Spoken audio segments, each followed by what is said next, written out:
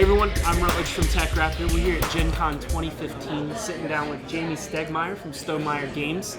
I've also got our tabletop editor, Travis Williams, here, and we're going to be checking out Scythe. Travis, you want to take it away? Yeah, so currently you're looking at prototype components. Everything is going to be changed up and made even more awesome looking when they kickstart the game on October 13th. October 13th, yeah. And Jamey's going to give us the 50,000 foot overview of the game and then walk us through a turn, and we're going to see how it plays. Yeah, so Scythe is a 4X game of farming with mech combat.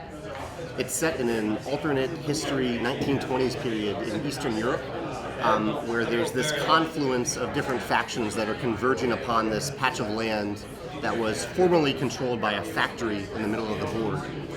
Factory shut down, and now all these factions want control of it and control of the area around it. Yeah, that's the broad overview of how Scythe works, the theme behind Scythe. Maybe explain what each of the factions are, because it seems like they've all got different styles. Yeah. So there's, over here in white we have Polania. They're based on Poland. They have kind of these big, fast mechs that can submerge under the water and come up. They can pop up anywhere across the board.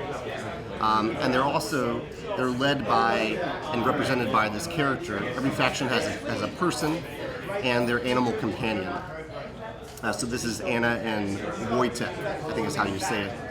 The artist of the game is actually Polish, and so he's the most passionate about the Polish faction. So he's, over the course of the game design, he's kind of made sure that the Polish faction is a little better than the other factions, ever so slightly better. Then we have the Nordic Faction. They're Scandinavian, up north. They have these mechs that are based on Viking ships. They can also go on the water. And they're led by Bjorn and his musk ox named Mox. We have the Russian faction. They're based on Russians. They have these big mechs, and the Russians are all about aggression. They're all about kind of spreading the red wave across Eastern Europe. Then we have the Crimean faction down south. They're kind of this makeshift faction. They're interested in kind of entertaining as they spread their troops across the lands. And then last we have the Saxon faction. The Saxons have these, they kind of look like tanks, but mech tanks.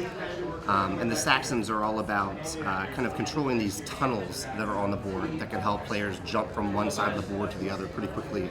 Kind of like in the game Kemet. You played Kemet? Mm-hmm. Yeah. At Stonemaier Games, we generally kickstart all of our new products. So the first print run of a new game, we generally kickstart to kind of build a community behind it, to improve the product, to raise funds for it, and to gauge interest in it. We definitely try to see if people actually want the game through Kickstarter. So our Kickstarter for Scythe will launch on October 13th, and it'll run through November 5th. It'll feature a few different pledge levels. There'll be a base level where you basically get a retail version of the game with a few promo items. And then we'll have a premium version where you get not these metal coins, but you'll get metal coins with the game. And then we'll have a collector's version of the game that will have these realistic resource tokens that we also have in our treasure chests. You'll get those, and you'll get like a bigger board. Like the board will be a little bigger. So we have a couple different pledge levels on the Kickstarter that we're planning. Obviously, you're well versed at Kickstarter, and for those people watching wondering how to successfully run a Kickstarter campaign, Jamey does a lot of work posting blog posts and things telling people exactly the steps they need to take, the approach they need to take, how to engender trust with their fans, etc. Yeah. My blog is at kickstarterlessons.com, and I actually have a book coming out in early September about how to run a Kickstarter project, and a lot of stories about my other fellow creators who do things differently, do things the same, but it comes down to trust. I like that you use that word. A lot of it comes down to that. All right, so each of the factions are a little different on their faction map. So this is the Rusviet faction map. Every faction has 6 of these stars, and there are different achievements that you can achieve during the game. When you achieve one of those achievements, you'll put a star on the board, and the game will end when you get rid of all 6 of your stars. One of the main asymmetric elements of the game is that each player has 4 different abilities that apply to their mechs and their characters as you unlock them. So at the beginning of the game, all of these abilities are going to be covered up by your mechs.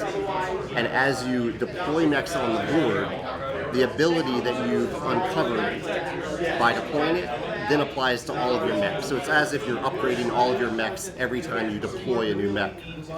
Those abilities also apply to your character. Each faction also has a little ability in the upper right-hand corner. And again, this is a prototype. This is my very rough graphic design.